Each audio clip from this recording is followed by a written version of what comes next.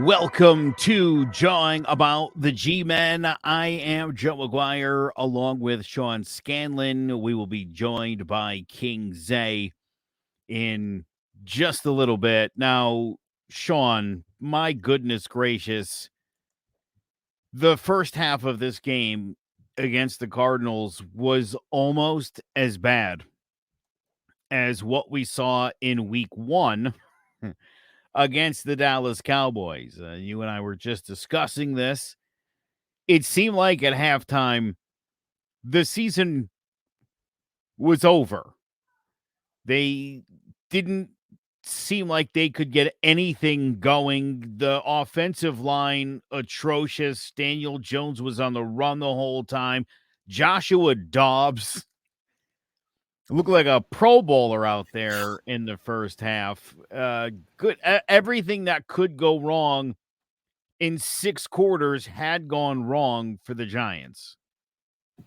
Yeah, it was like you said, not pretty at all. I was ready to throw the towel in on the season, just 6 quarters through, which is never fun, especially after coming off of last season. There were a lot of high hopes going into this year, and then you go into playing a team that's actively tanking.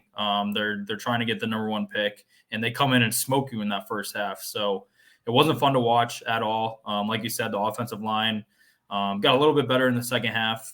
But, yeah, especially without Andrew Thomas, you were hoping that they would hold up in pass protection, but did not look good in the first half. The run defense has been god-awful.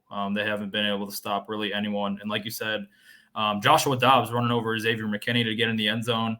That was not a pretty sight, not a good look for X, but they turned it around in the second half. This offense looked really good, kind of what we expected them to look like a little bit going into this season. So they had 5 straight drives of ending with a score. They didn't punt the ball once in the second half. So hopefully they can just build on that, carry that momentum into the Thursday game tomorrow with the Niners. Obviously, the Niners are going to give us a huge test, similar to what the Cowboys did in week 1. They have a great front 7, really good pass rush. And Andrew Thomas is going to be out again tomorrow. So hopefully those new guys, Josh Azudu at left tackle and Marcus McKesson, can kind of figure it out. Ben Bredesen is going to be out again, or out with a concussion. He was out for most of the game last week. So I don't really have super high expectations going in against the Niners. That's not to say I think the season is over like I did after the first 6 quarters, but the Niners are the class of the NFC, right up there with the Eagles and Cowboys. Coming off a short week, we're a little banged up. Obviously, no Saquon either. I'm just hoping for, to keep it under 10 points. That's what the spread is right now. So if we can keep it close, see more signs of life from this offense, then that'll be good. But I just hope for some points against a very good Niners defense.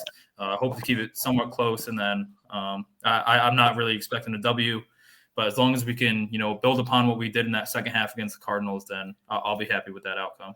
All right. Let's not get crazy yet. We'll get into that game in a minute. Zay, we're just talking about how god-awful the Giants were.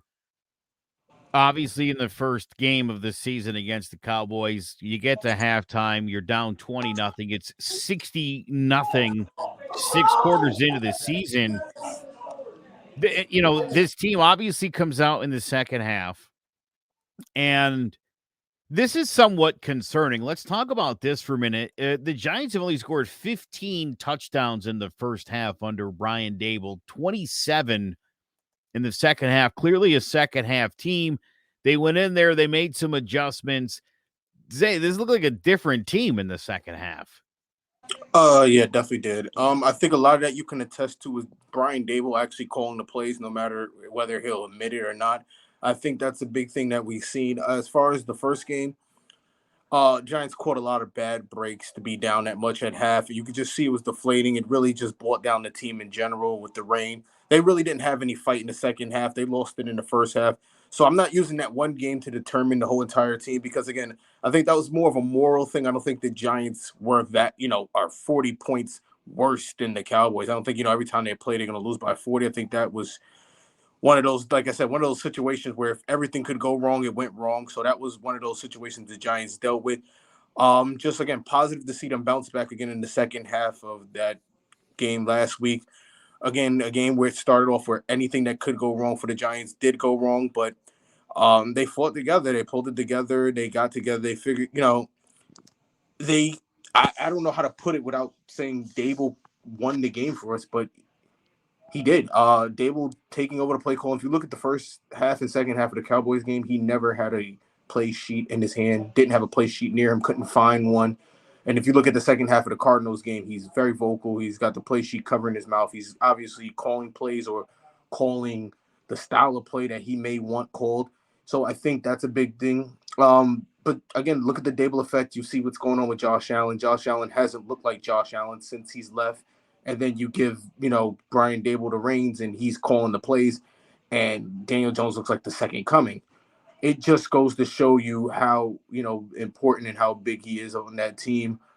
But this team, again, this is going to be a huge task going into this week. Week 3 against the 49ers, short week. You're missing 4 starters, 3 on your offensive line. You're obviously your running back. All right. We're going to get to our preview in a minute.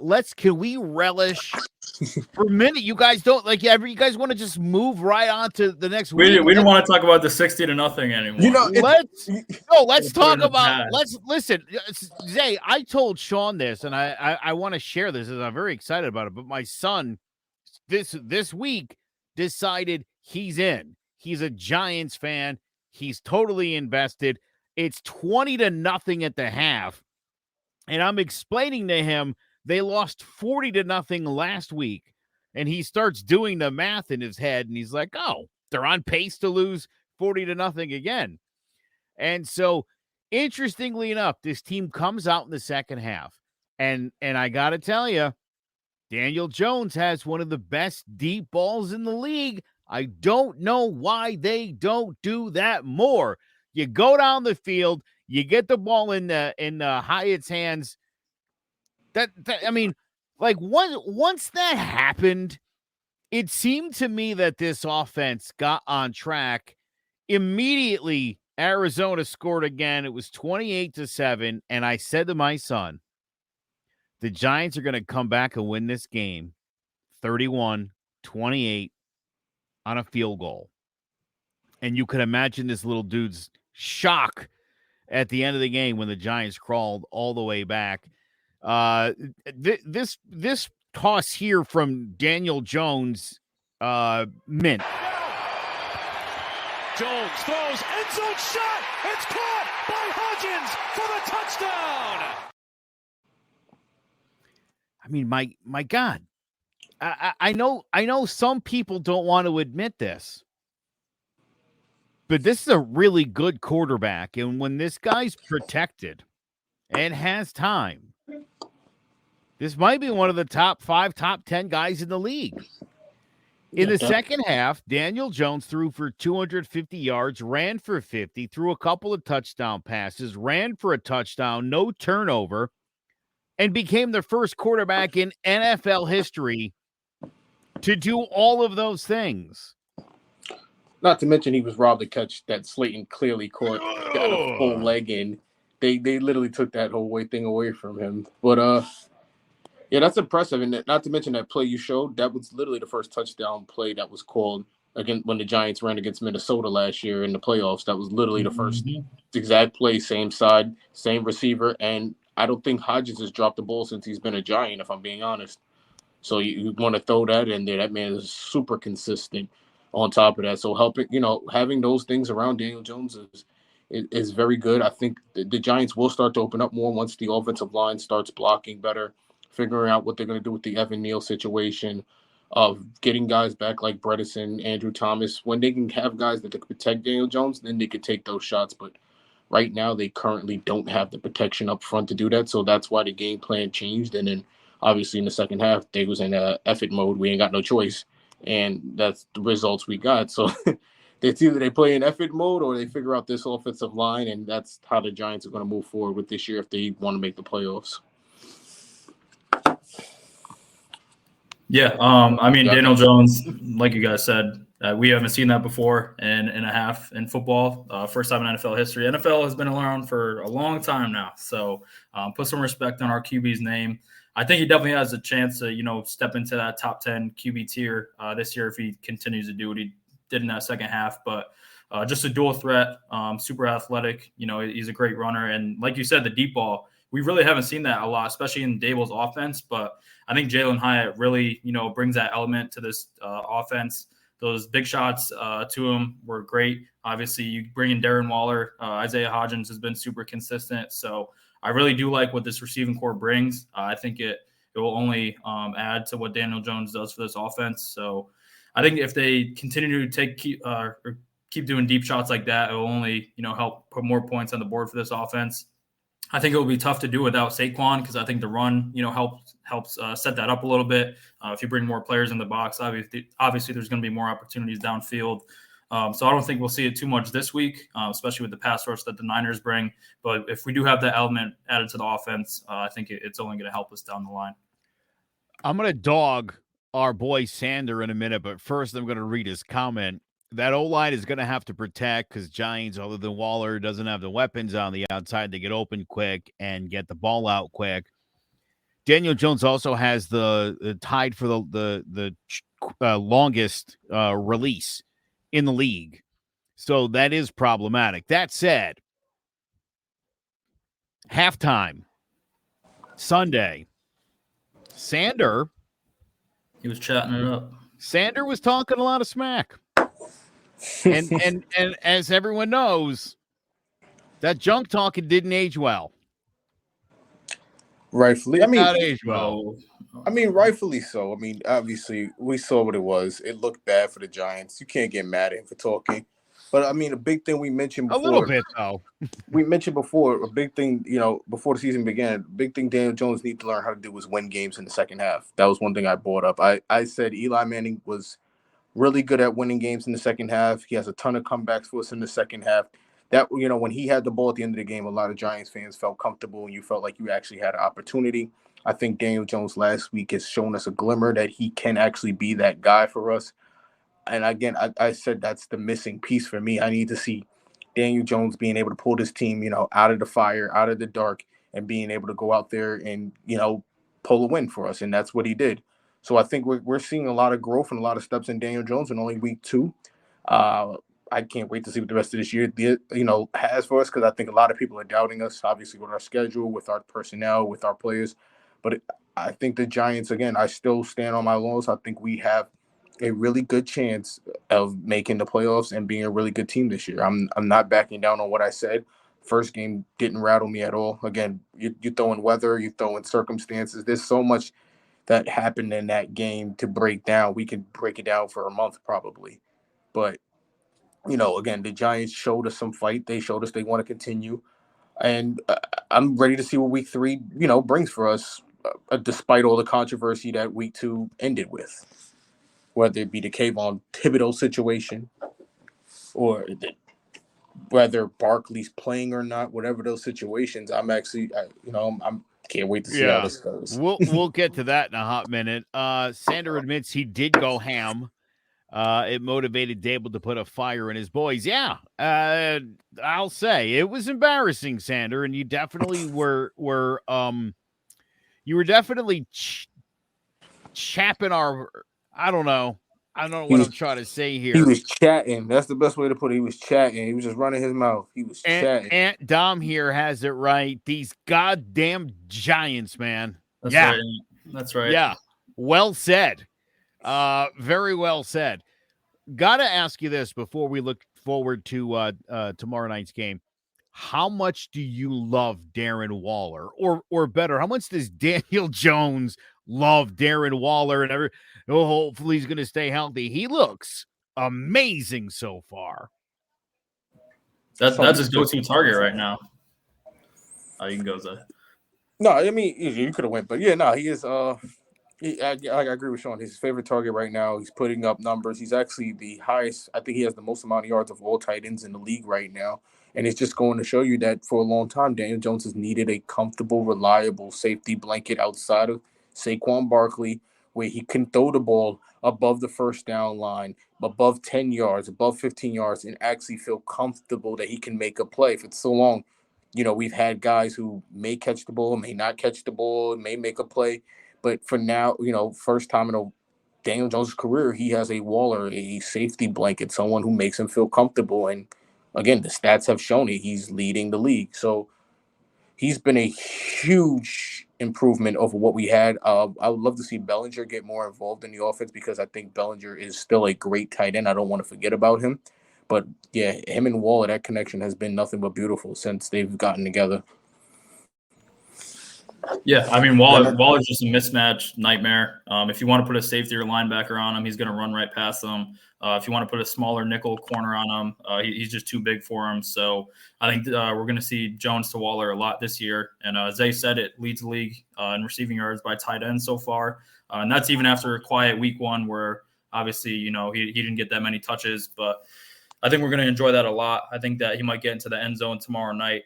And it gives another element to this offense where we have speed on the outside, but having that speed in the inside at the tight end position just going to open up a lot for this offense. And I think he'll end up having probably the most receiving yards and catches by any Giants receiver this year. I will point out, by the way, that the 2007 Giants, a team that went on to win the Super Bowl, lost its first game to Dallas 45-35 and then lost to Green Bay 35-13. So the Giants gave up 80 points in the first two games. Hold on. And was on the verge of blowing the third game until the second half of that Redskins game, or the second half of the game, where they ended up actually coming back to win that game and it flipped the whole season around. They rolled absolutely correct. 24-17 win. Yes, sir. So again, look, the Giants, it's funny you say it didn't you weren't totally freaked out because that's not unusual for the Giants. So all right, let's talk about, obviously there's a huge matchup here coming up. It is Thursday Night Football. The New York Giants taking on the San Francisco 49ers. This is official, by the way. Saquon Barkley will not be playing tomorrow night against the 49ers. So that's a little problematic, I think, for the Giants. But Saquon played well. He didn't play great. I think now that Daniel Jones has Darren Waller, I think he might be a little less reliant on the swing pass to the running back, whether that be Beretta or whoever is in the backfield this week with Saquon out. I would think that Darren Waller is going to see a dozen targets this week. Sean, is that roughly about right? Yeah, I'd say probably around 10. I would definitely expect that. We're going to have to get something out of that passing game. I just don't think that we're going to, run the ball too many times other than maybe a couple design runs for DJ. I think Burrito will get some carries, but I think it's going to be a big passing game. I think it will be a lot of quick game because you don't want DJ standing back there against this Niners pass rush with a bunch of, second string O linemen in there. I don't think you want them to be dropping back all day. So a lot of quick passing, I think, will be the move this week. And that goes right to Darren Waller, getting right off the line and getting him the ball, I think will be huge. So I see him getting 10 targets this week. But I think that we're going to be trailing in this game too. Unfortunately, I just don't think it's going to go too well. So I think a lot of pass opportunities will be there. So I think Waller will get a lot of targets. Slayton, Shepard, a lot of quicks, quick routes for some of the slot guys. So I expect a lot for Darren Waller and Paris Campbell maybe. What are your thoughts on this comment from Sander? Don't come at me, bro, but I wouldn't be surprised if the Cowboys are 2-0. They look like one of the best teams in the league, and he can't even focus on that. That's Cowboys fans are just miserable. We live rent-free in their head, even though we're 1-1 and we don't look great. Just worry about your team, all right? Worry about your team going 13-4 and then losing in the first round again. All right, Sander? Don't come at the Giants right now, okay? Pause. We all know what's going to happen. It happens every year. I love Sander because, listen, if there was a Cowboys podcast, I'm sure he'd be watching that instead. And since there's not, he does watch the podcast, and we do I appreciate that, appreciate the views. I can't stand Cowboys Sandra. Zay, are the Giants in trouble this week? Is this going to be a bad one? Do the wheels fall off the bus? Is this like a 38-14 kind of a yikes? The schedule would say the way the schedule has been, the way we've been playing, everything would point to yes, but history would point to no. The Giants have been heavy underdogs coming into the Levi Stadium or wherever they want to call San Fran. They've been heavy underdogs many a times, and the Giants have found ways to pull it off in some of the most unlikely scenarios. Obviously, the game with Eli Manning back in the 2011 run, where the Giants were huge underdogs in that game. He found a way to pull it off there. And they played them in the NFC Championship game back in 1990, where they were able to get through that. But those were NFC Championship games. This is the third You know what year. helps to have, though? You know what really helps to have? Lawrence Taylor. That will go a long way. That does help. Listen, let's say this. Jokes aside here, this defense, Thibodeau, Williams, and Lawrence in particular, they got to start playing. And also, I think Okereke, not hearing that name a whole lot right now, and that is disappointing. And I forgot which of you mentioned before Joshua Dobbs running over Xavier McKinney. That was not pretty. Not inspiring defense. And I was saying to Sean just before we hit the airwaves, look, I think if you keep this defense off the field and then they come out rested, they play a lot better as they did in the second half. If the offense can sustain some stuff and get moving and keep them off the field, and also, maybe don't get down by a quick 30 is key here. It is key. Oh yeah, that would help. And especially when you look at our D-line, when you're relying on them to get a pass rush, when you have rookie cornerbacks, you have to try and help them out. And luckily, so far, Banks and Hawkins have held up fairly well for being rookie cornerbacks, but you got to help them out a little bit with, Kayvon, Aziz, Dex, and Leo. They got to be there. They haven't shown up in the first 2 weeks at all. Leo was getting pushed around like a rag doll last week. Dexter's been okay. Kayvon, obviously, I know there's been a lot of heat in the media this week, but I'm not saying he's nowhere near bust territory. People that are saying that I think are idiotic, but he does have to start to pick it up and get this pass rush going, because you can't leave those two rookie corners on islands all game. Eventually, it's going to all break through. So I think that the pass rush has to start to get it going this week. It will only help out the rookie corners who so far have actually, held up pretty well. But I mean, those guys are getting paid a lot of money up front. They got to be able to be there and get after the quarterback. Evan Neal is playing. Not well, but he is definitely playing. He's out there. You can promise that. Yeah, remember y'all wanted that. I wanted Gardner. Don't like to laugh. I wanted Sauce. Y'all wanted Evan Neal. Yeah, you did say that the other day in our chat, and I feel like you're really sticking by that. In the moment, it all seemed right. Him and Thibodeau have not looked good for the first picks of our GM. They have not looked good. And yet he gets a pass still, it seems like. Honestly, made the playoffs in his first year, so that will help it out. Last GM might have bought more talent on the team. So I'm just hate to be look. He bought Thomas in, he bought Jones, he bought Saquon, who everyone complains about and says we need. Even though, if you go back to Green Bay, there were drives that Green Bay game last year. There were drives Saquon was out the whole drive, and Daniel Jones went down the field and scored. So I don't understand what the whole premise is that Daniel Jones needs, Saquon Barkley, but. You can hate on Gettleman bought some talent. He made some mistakes with Galladay. Don't get me wrong. Guys like Galladay, that was a mistake. But he also bought in talent. He bought in Dexter Lawrence. He bought in Leonard Williams. He bought in Xavier McKinney.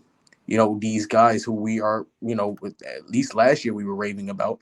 So we can't completely just drop the axe on Gettleman. He did bring talent. Wandale Robinson is talent. There are guys on that roster that he did bring. And it's just about getting these guys to play up to their potential. All right. Zay's got to bounce. We're on a limited time basis here with Zay. So let's talk about. No, it's all good, my man. I'm glad that you're here. We needed it. We needed you here. Let's talk about fantasy locks. Sean, why don't you go first? Who's your fantasy lock? I'm going with the man himself, Bijan Robinson. He's been a beast so far, especially fantasy wise. But he's got a lot more touches, or he got a lot more touches in week 2. Finally scored his first touchdown. But this guy's going to be a 20 to 25 touch a guy game or per game for the Falcons. There's a reason that they went and drafted him super high for a running back. And he's going to continue it against a Lions defense that isn't that great.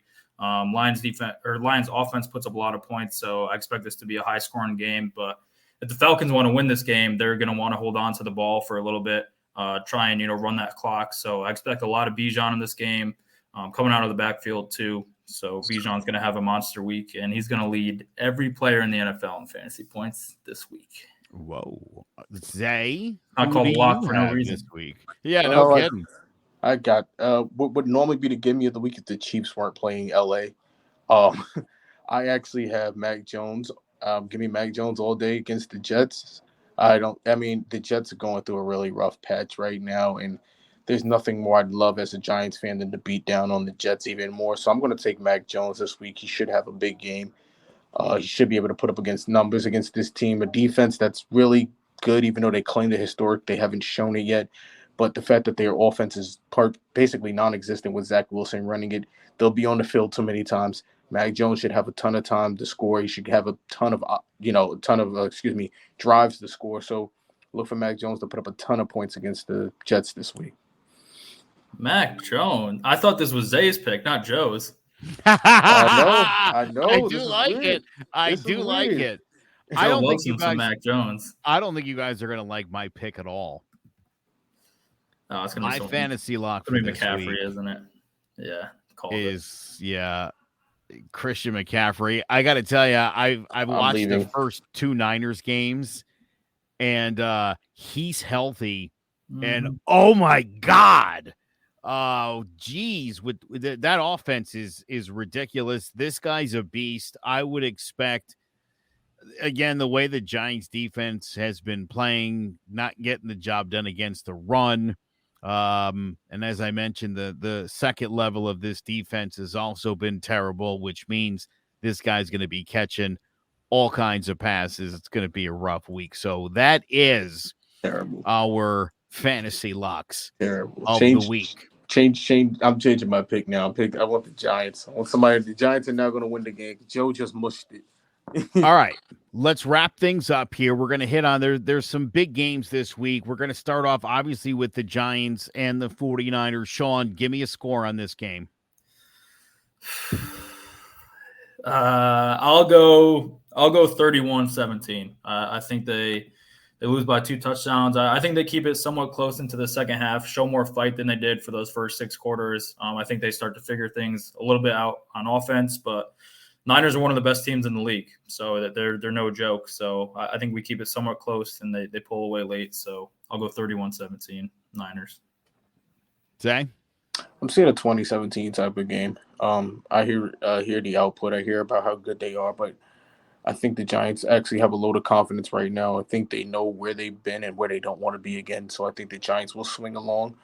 But I'm thinking 2017 Giants and not 49ers. Ooh. I'm thinking the Giants pull this one out by the skin of their teeth. I think Dable understands right now, being a New York coach, you're going to be under fire every time something happens or doesn't go your way. And I think he learned that after the first game. And I think he's learning that now with the second game when everybody questioning whether or not he made the calls and Kafka made the calls. So I think in order to make sure things don't get out of hand again, I think Dable from the jump he will be riding the ship as the captain, and he will make the calls from the jump. And I think the Giants will find a way to stay in it. I think they'll keep it close. I think it'll be 20-17. If they could just keep Daniel Jones off his back, I think they should be fine.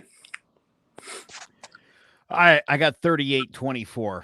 49ers. I think the Giants get into a big hole. I think the Giants come up short, but I think they have another strong second half. All right. Titans versus Cleveland. Sean.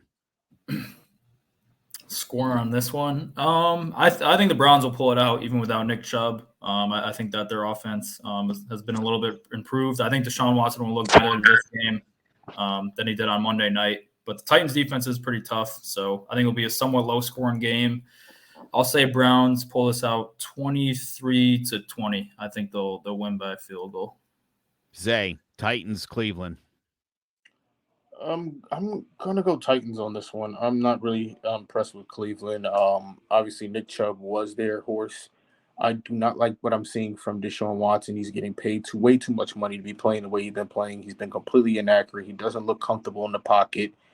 He just hasn't been the Deshaun Watson that was really, really good in Houston. I don't know if it's because he's not getting rubbed down anymore after games, but he just hasn't been the same player. So again, this is again. I'm a Houston. I watch Houston's Texans. I'm not a Texans fan. I do watch Houston. I was shocked when they traded Watson, but now I see why they traded Watson. They're looking like the winners of this trade. So yeah, I'm going to see Tennessee in this one. I'm not really big on the score situation. I haven't watched most of them play much this year, but I will say Tennessee. But I do got to run, guys. Great show. I will see you guys later. Got to get back to the live show. Apologies. All right, I'm going to go 24-16. I think Titans win this game. All right, let's go Atlanta versus Detroit, which is suddenly a game everybody's into.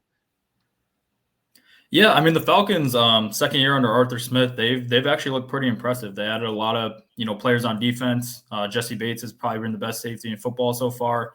Added to their front seven, but I think the Lions are still a little bit better. I think it'll be a pretty good game. I think there will be a lot of points in this one. I'd probably end up taking the over, but I think that the Dolphins.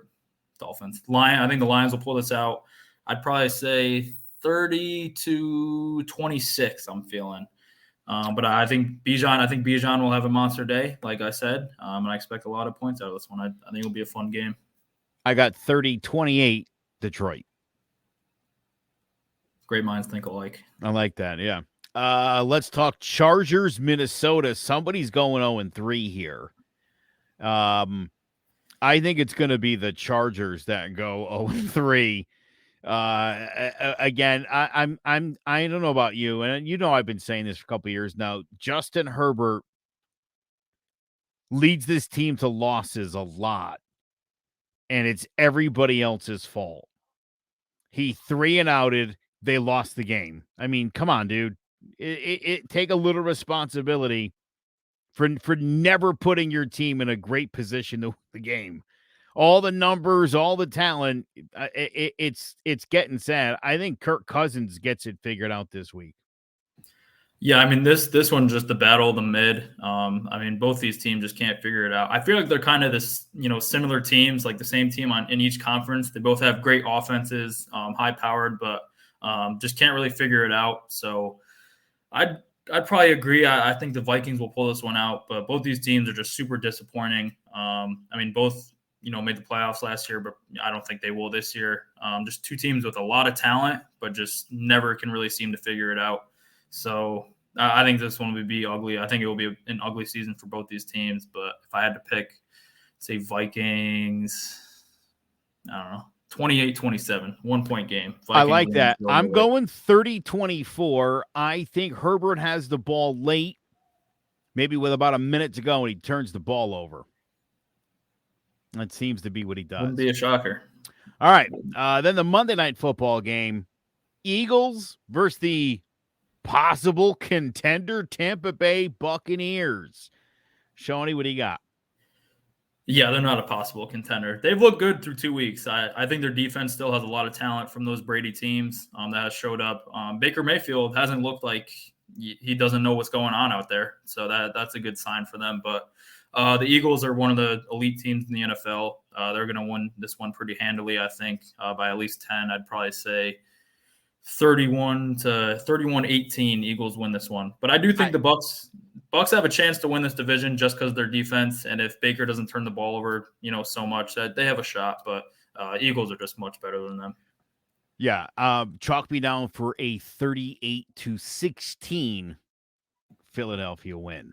That sounds right. Man, that feels I like good. the sound of it. All right, good show this week. Great show. I feel good. I feel good. I feel good. The Giants are feeling good. Make sure you follow us: Facebook, YouTube, Twitter. Join About the G-Men. You can also visit clovercrestmedia.com/join About the G-Men. For King Zay, Isaiah Groves, and Sean Scanlon, I am Joe Aguirre. We will talk to you next week on Join About the G-Men.